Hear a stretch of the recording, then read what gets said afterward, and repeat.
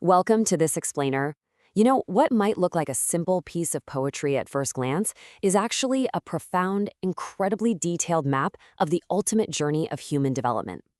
Today, we're going to unpack the rich, metaphorical layers of Oluyemi Ola David's poem From Scratch. We'll see exactly how she beautifully illustrates the process of moving from raw beginnings all the way to absolute mastery. So let's dive right in with her powerful opening lines. Formed in the womb, born in a home, raised in the stead.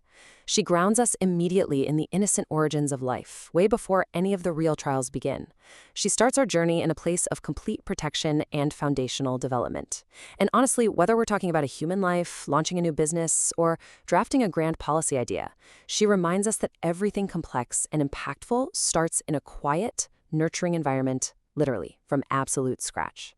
But to truly understand this work, we have to understand its creator. Oluyemi Ola David proudly shares that she is a Nigerian who just deeply, deeply loves people. She operates from a profound sense of purpose, noting that her faith heavily influences her entire worldview.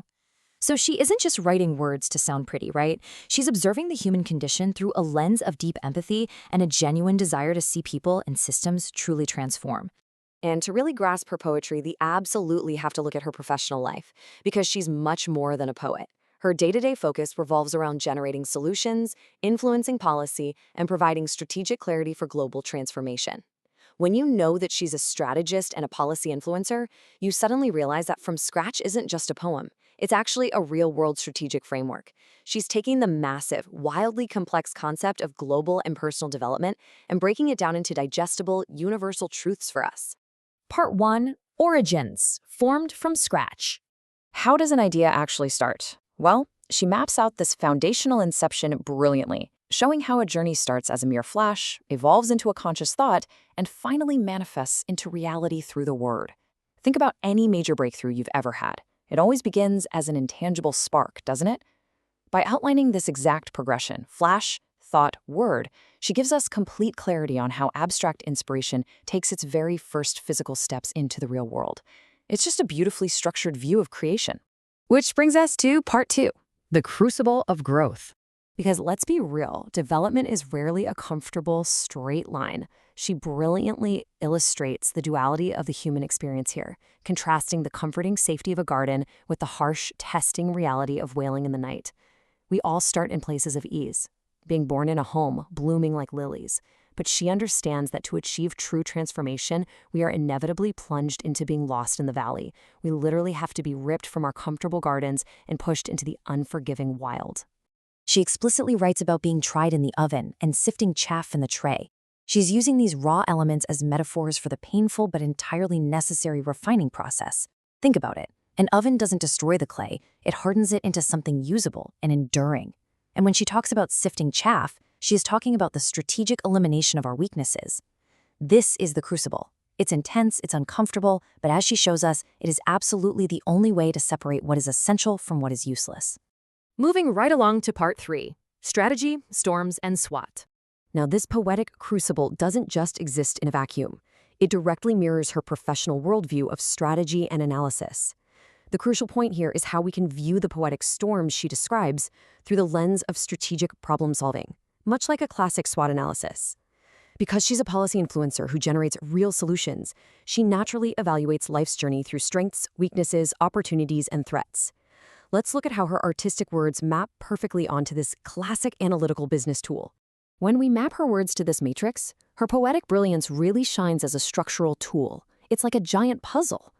Her concept of blooming in the secret aligns perfectly with our internal strengths, that quiet, behind-the-scenes development of our core capabilities. Sorry in the minute represents those sudden weaknesses or failures we all inevitably encounter. Her poetic threats become the literal storm we must sleep through, while her opportunities are represented by the fertile ground where profound growth happens. She has essentially written a hardcore strategic business analysis, but wrapped it in beautiful verse. No way, right?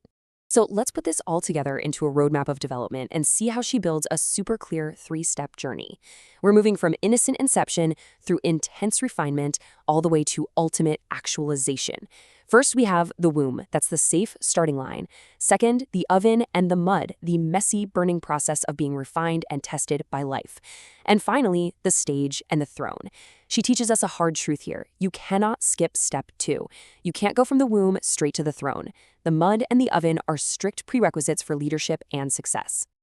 And finally, part 4, reaching the victor's lane.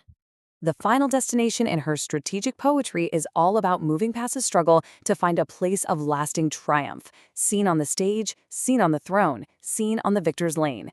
After surviving the mud in the oven, she arrives at the throne and the victor's lane, which represents the clarity and success that only comes after surviving the crucible. This is the payoff, folks.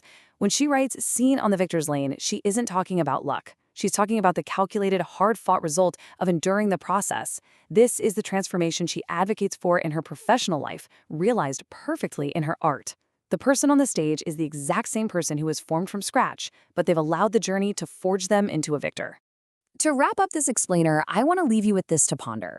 Based on Oluyomi Oladavid's brilliant roadmap, where are you right now in your own journey from scratch? Are you in the flash of a brand new idea? Are you being tried in the oven of a really difficult transition? Or are you finally stepping out onto the victor's lane? By giving us this structured framework, she empowers us to recognize our current season, embrace the heat of the oven, and keep moving forward. Thank you so much for joining me, and I hope this fresh perspective helps bring clarity to your very own journey of growth.